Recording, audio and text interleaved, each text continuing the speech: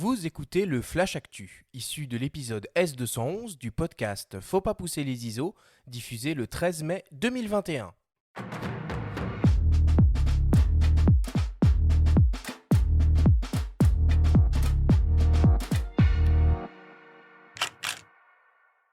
Cette semaine dans le Flash Actu, on parle de la nouvelle optique signée Laowa, un Argus 33 mm f/0.95. On va présenter également le nouveau système de porte-filtre Kokin NX Series et on va faire le bilan du Nikon Film Festival. Le Flash Actu vous est présenté par Fox.fr, le nouveau site des spécialistes de l'image. Laowa lance le premier objectif de sa nouvelle gamme Argus à destination des hybrides à capteur APS-C et caméra Super 35. Il s'agit d'une focale standard de 33 mm, équivalent donc à un 49,5 mm et offrant une très grande ouverture maximale de f/0.95. L'objectif exploite une formule optique basée sur 14 lentilles réparties en 9 groupes, avec une lentille à faible dispersion, une lentille asphérique et 3 lentilles à haut indice de réfraction. Le constructeur annonce de très faibles aberrations chromatiques. Il est réalisé tout en métal avec une longue bague de mise au point manuelle et une bague de diaphragme continue. Le Laowa Argus 33 mm f/0.95 CF APO sera disponible dès le mois de juin 2021 et décliné dans un premier temps en monture Sony E, Fujifilm X, Canon RF et Nikon Z. Il n'y a pas pour l'instant d'informations sur son prix. Kokin dévoile un tout nouveau système de porte-filtre 100 mm spécialement conçu pour les objectifs zoom grand angulaire type 16-35 mm. Il s'agit du système NX Series qui est compatible avec les filtres carrés et rectangulaires 100 mm que l'on installe dans des cadres métalliques. 2 emplacements de cadres sont disponibles sur le porte-filtre qui offre en plus la possibilité d'y adjoindre un filtre polarisant circulaire en option. Nous avons rencontré Philippe Cartier, le directeur du développement de chez Kokin. Il nous parle de ce nouveau système de porte-filtre. On l'écoute.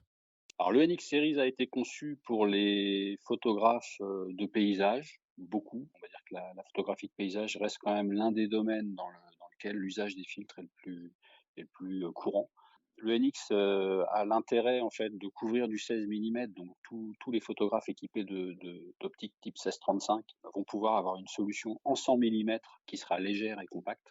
Le NX Series est conçu intégralement en aluminium. Il a la particularité d'adopter des systèmes de cadre de protection pour les filtres, ce qui est une première pour Kokin, qui permettent une meilleure prise en main des filtres, et 2, dans la conception, nous ont permis surtout d'élargir l'angle de champ potentiellement couvert par le porte-filtre, et donc de le rendre compatible avec des optiques ultra grand angle. Alors le filtre polarisant, comme sur le système original Creative, est placé au plus près de l'objectif. Donc il vient se loger directement dans le porte-filtre, dans le tout premier emplacement, au plus près vraiment de l'objectif, ce qui nous permet déjà de limiter le vignettage. Le polarisant NX est exclusif, c'est-à-dire qu'on ne peut pas l'utiliser sur un autre système que le NX.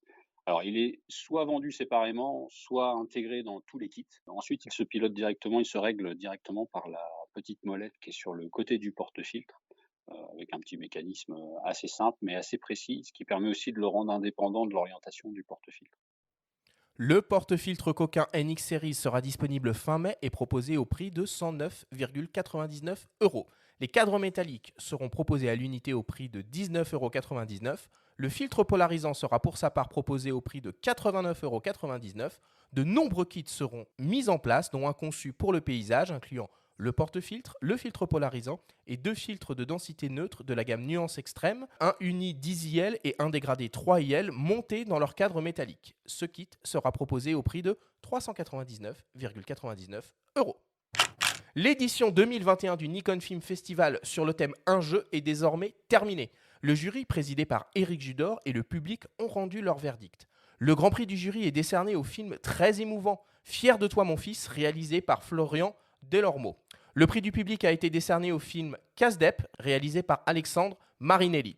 Au total, il y avait 1675 films en compétition et 11 distinctions ont été décernées. Les lauréats ont été récompensés par du matériel Nikon, des bons de location chez SOS Ciné, des bourses de résidence CNC, de la diffusion auprès des nombreux partenaires du festival, comme Brut X, les cinémas CJR et le Grand Rex, ou encore le Festival international du film de Saint-Jean-de-Luz. L'ensemble des films et la cérémonie de remise des prix sont à retrouver en replay sur la chaîne YouTube de Nikon.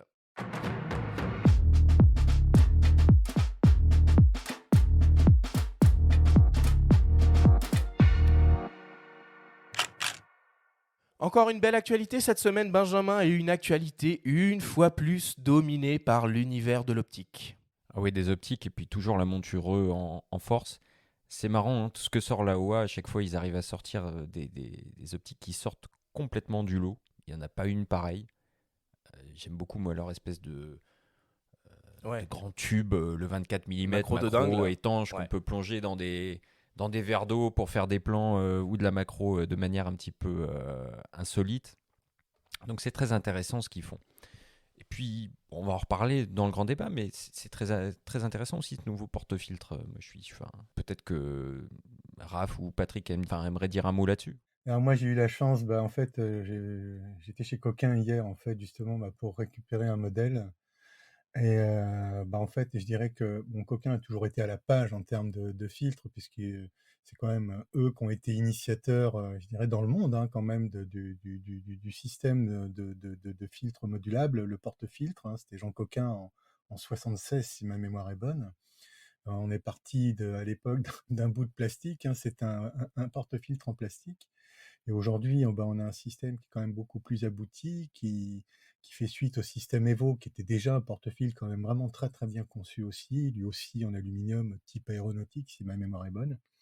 Et là, en fait, Coquin a fait évoluer son système, on reste dans la même logique, et cette fois-ci, en fait, alors par souci de protection des filtres, les filtres sont plus, on va dire, directement montés dans le porte-filtre, mais en fait, ils sont dans un cadre en métal. Alors, c'est déjà un système qu'on connaît chez certains fabricants, HNY pour le citer, par exemple.